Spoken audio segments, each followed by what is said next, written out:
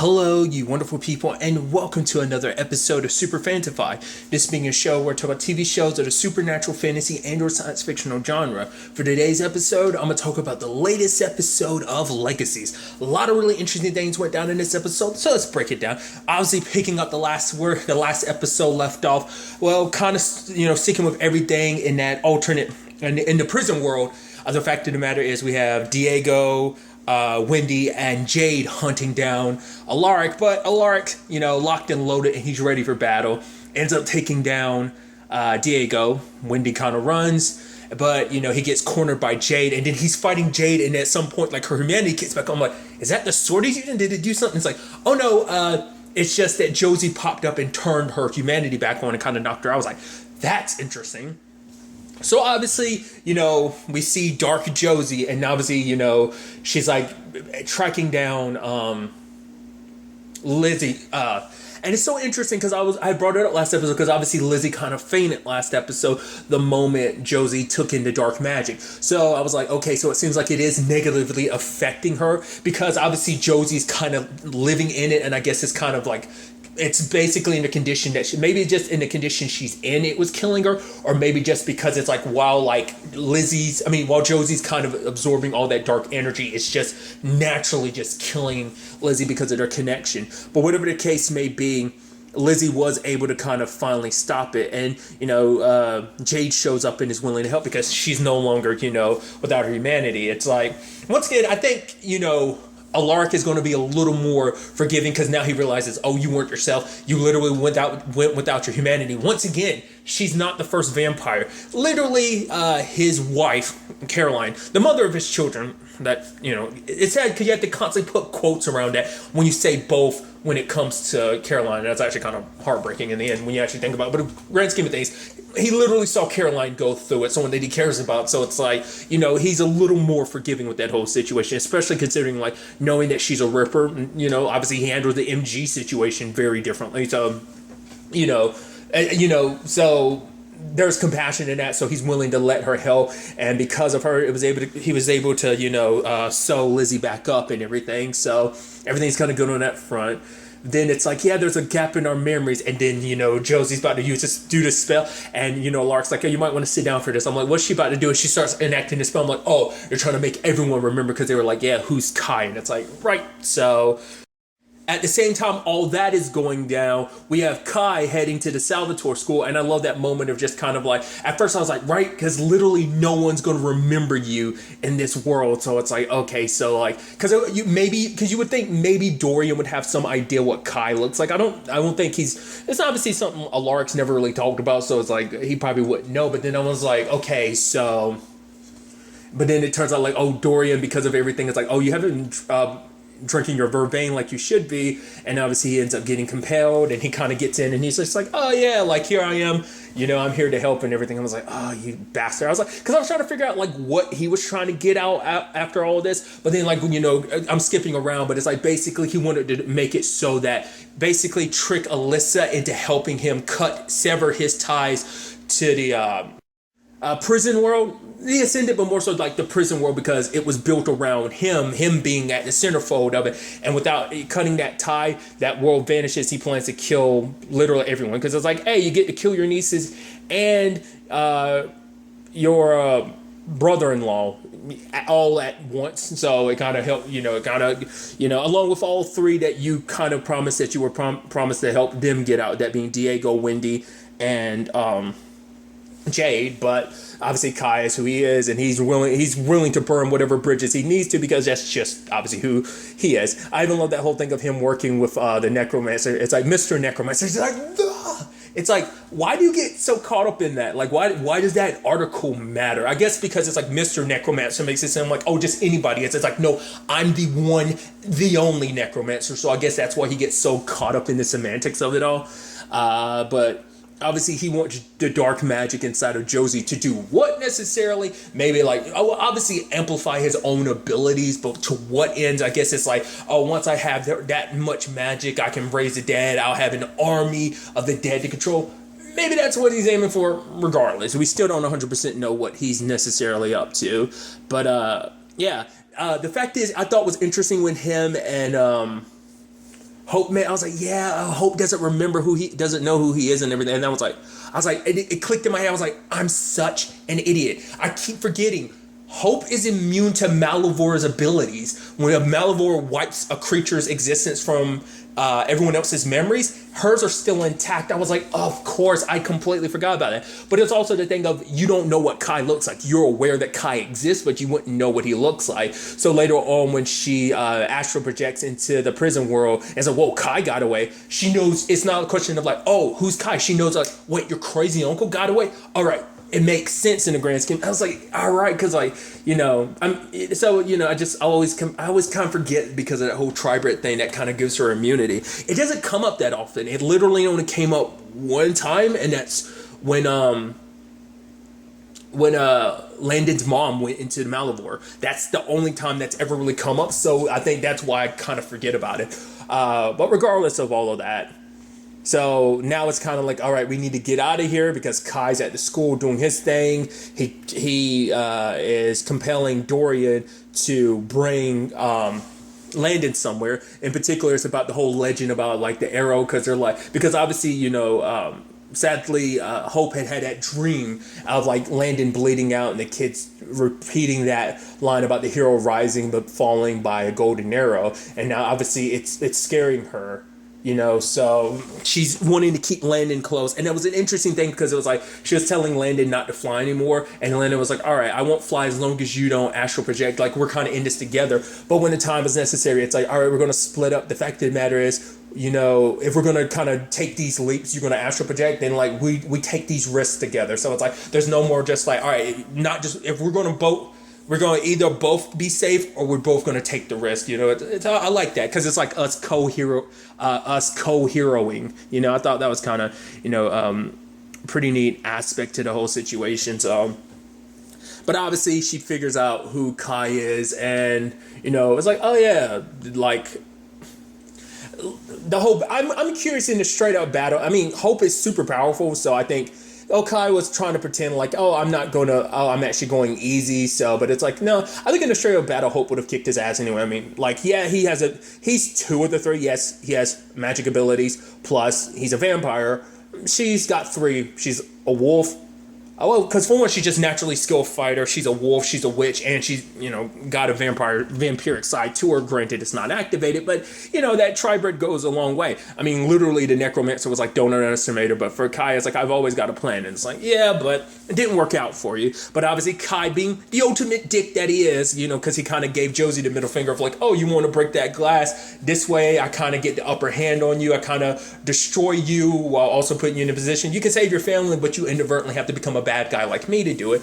Basically, he does the same thing to Hope, but basically, like, you have to choose between saving Landon or saving the Saltzmans, because Alyssa, in her revenge, because she didn't know that Kai was like, wait, by doing this, like, you're going to basically make it so you kill them. And Alyssa's like, wait, what? And it's like, she hates the Saltzman so much because obviously what Alaric did to her, but also Lizzie and Josie, she just doesn't get along with, just because just like they kind of had picked on her, so like, but Hope is like, I get it. Like, the fact of the matter is wanting to give into your anger and stuff like that. But once you killed someone, it stays with you. And I was trying to remember in my head, I was like, who has Hope killed? It's like, right.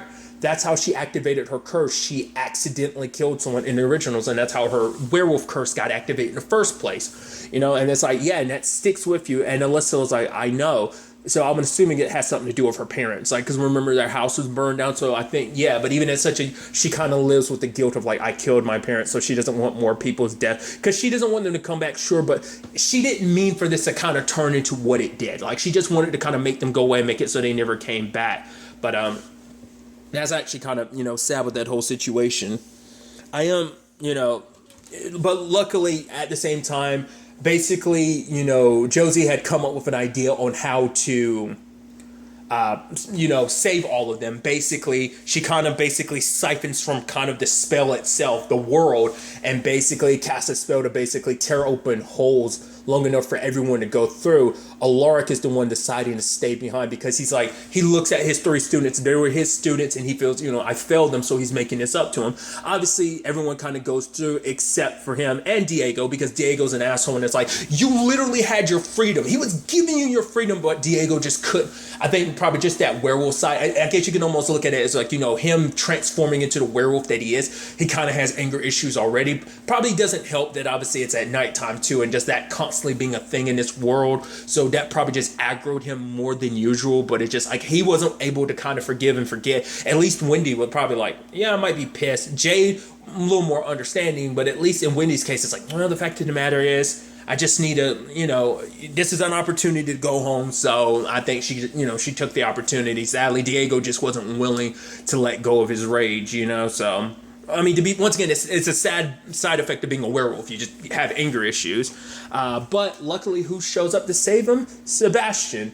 And it's just kind of like, the whole conversation about, second chances. And, it's kind of interesting. Despite everything, Sebastian, it's like Diego was so consumed with race. Sebastian could have made this an opportunity. He'd stay behind and go, make Alaric stay, and then he goes. But the fact of the matter is, he knew that would break Elizabeth's heart, Lizzie's heart. So it's like he wasn't going to do that. So for him, he figured this is probably his way to kind of, pay back, what he had done. And I love that line to Josie where he's like, can you tell her something that a better man would have said to her, and he becomes the anchor for it, and obviously Josie's able to leave. She comes out looking to him. I'm like, yeah, that's got either she did that on purpose or the darkness just naturally. Because I wonder, is it going to be a thing of like the darkness inside of her is a split personality, or is it just a darkened version of her own personality? So what I'm saying is it dark Josie and Josie occupying the same body, or is it pure, there's only one Josie and that Josie has been corrupted, and it kind of so the family would get off her back and not be too worried. I can do whatever I want to. I got to placate them by like, oh my God, I'm Josie again. I'm back to I'm normal again. Or is it just the darker side of her just being more cunning and being like, oh, I'm going to bury myself and come out when necessary. Who knows? We'll see. But I kind of skipped over a little bit, but there is that, like I brought up, that complicated situation that Hope had found herself in. She, it's like, do you save the Saltzman family or do you save the man that you love? It's that complicated situation. And obviously she ended up choosing to save the Saltzman because, I think for her, the Saltzmans are a family to her. And the fact of the matter is, it is a situation of, she's had a complicated situation of losing family, and it's not the easiest thing to kind of get over. The same thing would have hurt to lose Landon as well, but it was an impossible choice. But when the time came, Dorian was like, I'm told I'm supposed to hold you while they fire. And Dorian kind of repeats it. And it's like, he turns himself around because I figured it out too. He's like, right. Because he was told to hold Landon while the arrow got fired, but it never said that he has to hold him in position to make it so that Landon's the one that gets hit. So Dorian takes the arrow, and obviously, Landon's freaking out. It's like, no, it's going to be okay. But, Dorian's like, just stay with me, just promise me you kind of won't give it, like you'll keep being a hero. And as Dorian's kind of dying, and Hope and Josie are out there, and she's closing her eyes. She's like, okay, when I close my eyes and open them, he's going to be there. And it's like, he's not coming. Like I don't see him. It's like, because he's up there, and we see freaking Landon coming in, not just Superman flying, literal fire wings. I'm like, and that's what I kept bringing up before. I'm so curious to find out, is there more to his abilities as a Phoenix besides even just flying and being able to come back from the dead, rising from the ashes? I wonder, can he do summon fireballs or stuff like that? That's what I'm curious about. But he lands, and his I love aesthetically what it looks like too, because the wings disappear and just embers all in the air, and it's like he flew, and he not just floated, he literally flew with wings and everything. I was like, that's so badass, and it looks so cool. So luckily everything kind of works out on that end. But sadly, there's a situation with Sebastian. Lizzie comes back to visit him, and it's like, all right, if you can get, cause basically because they tore so many holes into the world, it's breaking down. So it's like, but if you get to Malivore, you could, use a portal basically like Kai did. And Sebastian's kind of like, he was glad to kind of see Lizzie, one last time, because she's like, I always had the worst tasting guys, and he was like, I did warn you to kind of stay away from me from the beginning. She's like, remember the address, and he's like, I will. I remember. I'll remember everything forever. And then and it's like he's like and he talks about the fact is he's like, I would have liked to stayed here. I think I would have liked this place. Now looking back on it, it's like if I probably took time to actually fit in at the school, this probably would have been a nice place. And we see him sitting there, and obviously later on, Lizzie's looking at the ascendant break. So it's like the way it seems like Sebastian might have just given up, but the thing is, did he? I mean, we know Diego's dead. It's kind of sad about that situation, but it kind of makes you wonder. You kind of hope Sebastian would come through in the end. I mean, maybe he did. Maybe he was kind of willing to give up, but maybe at the last second he changed his mind. We don't know. So we'll ultimately kind of have to wait and see whether anything becomes of that or not. I mean, because if he does come through the Malivore pit, that also comes through the situation of that means crossing paths with the Necromancer, and that's a whole thing. Like I said, we'll have to see. But obviously, Josie puts up a barrier kind of locking Wendy, Jade, and Alyssa up. So, but the fact is, Jade's kind of like, yeah, I'm glad to see you, back to your old self. And then Josie's like, you too. And I'm like, I'm like, is that going to turn into a thing? Because, I mean, we know that, just being straight up, we know that, Josie's bi, and to our knowledge, Jade's gay. So I'm like, oh, shit, Josie's older now, so that could be an interesting direction to go with that. So I'm like, maybe that's potentially what they're setting up. We'll see. I'm interested to see kind of what happens, because it's like, we got we got 2 new students out of this situation. Granted, we don't have any Diego. I didn't even talk about it. There's the other situation, though. It's like looking for the other items that were stolen. Like we had MG, Caleb, and Jed. And Jed was kind of taking charge and everything. Kind of acting a little douchey, because MG is kind of like, oh, let's read the direction. And he's like, Milton. And it kind of like, Milton? And MG's like, yo, what's up with this? And Caleb's like, it's just, and he's like, never mind. I was like, well, what's that all about? And then there's a back and forth, and between Caleb and Jed, and it's like, what's this all about? It's like, the fact of the matter is, he's like, and MG trying to play peacekeeper. It's like, I know there's been bad blood between vampires and werewolves, but this and that, our ancestors, yada yada yada. It's about Alyssa. And he's like, what? And it's like, oh, because we went on a date. It's like, first and foremost, that was just me being undercover, and it was not a real date. Plus, she sent the Saltzmans to a prison world, and he was like, Jed's like, allegedly. And then Kayla's like, kind of like, really, bro? But it also turns out because, obviously Jed likes Alyssa. I thought it was because, I guess in retrospect, the whole Cupid thing was, the whole him and Emma thing was because of Cupid. I was wondering if that's actually how he actually felt, but it seems like no, he just straight up likes Alyssa. That kind of comes as no surprise, but it's like, that's what this is all about. And then Caleb also is like, yeah, that's not a chance of her kind of liking you. It's like, and then MG's like, oh wait, both of you like her? But the fact of the matter is, they both kind of like her. Caleb tries to play hard to get, but he kind of likes her, but she only has eyes for MG, which MG's like, oh, it must be because I'm cute or something. I love that. But they follow the zombie and they find the van, and lo and behold, who's there? Raphael, which the last time we saw Raphael, he was with his dad, and it's like, I guess at some point in time, he was like, all right, I've pieced myself enough together to kind of get himself back under control, that he kind of felt like, I need to come back, make sure everything's okay, make sure Landon's okay.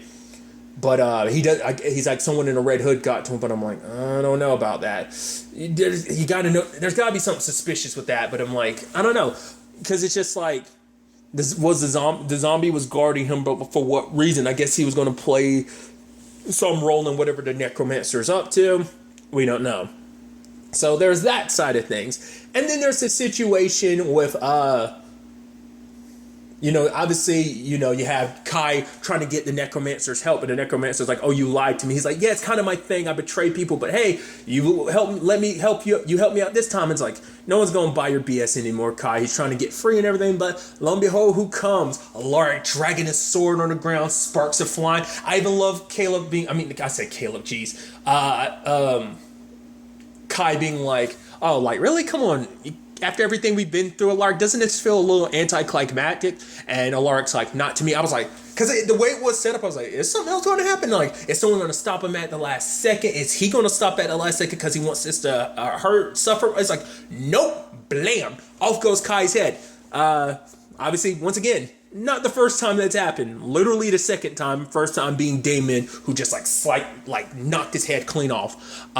So it's kind of interesting to literally get beheaded a second time. I mean, granted, who knows what happened in the prison world? It could have happened more times with the other three when they were kind of just straight up torturing him before they all were together. But regardless, so I'm like, okay, I'm kind of bummed because I'm like, oh, but it's like, oh, Kai's the duplicitous bastard that he is. And it's like, you can't really have him around without there being trouble. But obviously, like, what he set in motion with Josie is going to have everlasting effects. So even beyond death, Kai still manages to give a middle finger and just kind of ruin their family, but his own family in general, because he's just that bastard. So once again, like I said, there's a part of me that's going to miss it just because I love Kai, because he's like, oh, I hate you, but he's, once again, he's that bad guy you love to hate because he's so, like, he's got this, like, douchey, like, evil bad guy charm to him. So I'm going to miss that. So I was like, oh, but we got you for 2 episodes. I mean, granted, we knew it was going to come up eventually because they kept referencing the fact that, oh, yeah, like our uncle in the prison. I was like, you know, it was going to circle back in some shape or form, But as we can see with Josie, like, the darkness is taking over her now. Either that she's going to work with the necromancer. I mean, because we saw, like, potentially the future of her burning down the school. So what that whole thing is going to turn into, who knows? It'd be kind of sad if in the end, the whole situation with Josie and ends up killing Landon type of situation. You hope it doesn't turn to that, but you kind of get the feeling like it might inadvertently turn into that. We'll have to see. But I did like that, you know, thing between Hope and, you know, Landon, because she was like, I'm sorry, but he's like, no, I get it. Like, you have to, that's why you're like the main hero in all of this, because you have to be the one to make the choices. You know, you have to do what no one else can do. She has to be the one to make the hard choices, because Landon's like, I know what it's like to have lost what you've lost. So, like, it's understandable. I mean, in the end of the day, it's like, it's kind of the trolley situation of, by doing what she did, she saved 6 lives instead of just his, you know. So, and he's like, because I don't even know if I was in your position, I could have done what you've done. So showing just how Hope, you know, has to make the hard choices, you know, and that's never an easy thing for the hero, you know. So a lot of interesting developments. I am really curious to see where all this ends up taking us going forward into the next episode. We will be waiting a while because Legacies is taking literally a month off. It's not coming back until March 12th. So do keep that in mind. But really, that's all I'm going to talk about. Until the next time we meet, be happy, be safe, live life to the fullest, and enjoy it. Good day and goodbye.